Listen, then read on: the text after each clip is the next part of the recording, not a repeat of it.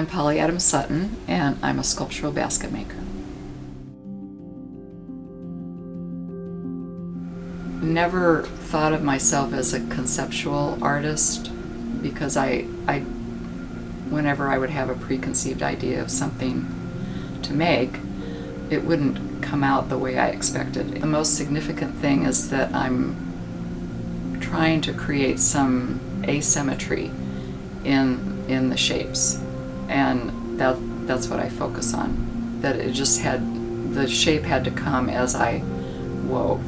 My grandmother worked with her hands, so I was always watching her in the different things that she did, sewing and knitting and crocheting. I started painting in high school, and then I studied painting and sculpture in college, but my art professor in college, Dr. Annalisa Sin, she had changed from painting to tapestry, and I thought that might be a good thing for me to do because I had young kids and I could do small projects. And then I realized I could do that really quickly, and I was more satisfied with finishing something with the kids running around, and I could do it at night and around them.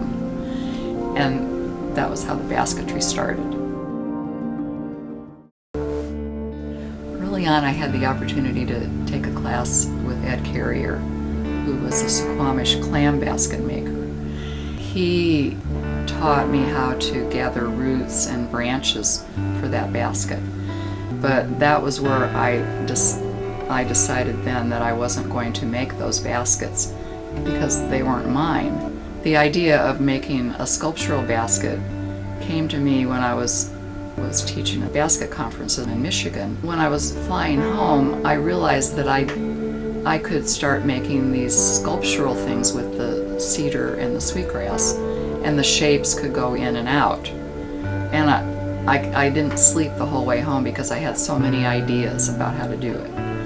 I was trying to incorporate other natural materials that maybe I could gather, and this is due to the influence of my friend Melinda West, who was always looking for something in the garden or things and I decided that I ought to apply for a grant with the City of Seattle. It was the Invasive Species Project, and then I went around for a year gathering ivy and morning glory, and then I practiced drying it or using it fresh and incorporating it in my baskets.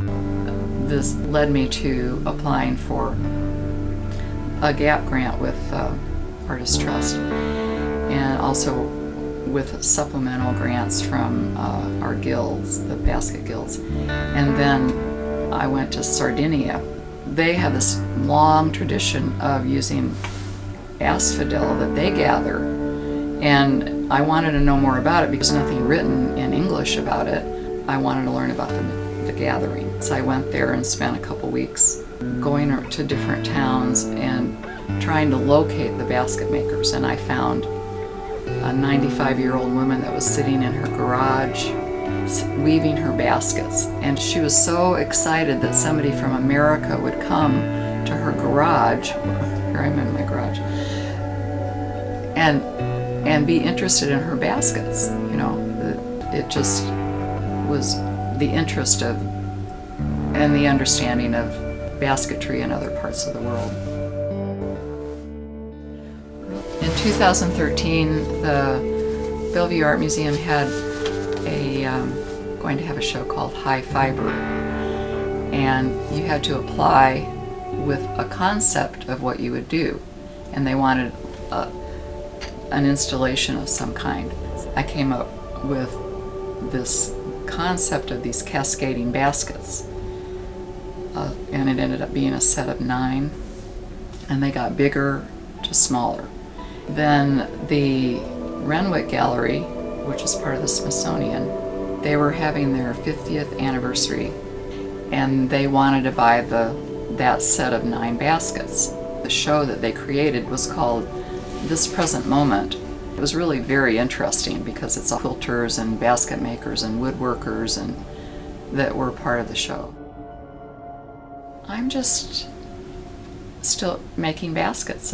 I keep working towards making a basket that I am completely satisfied with.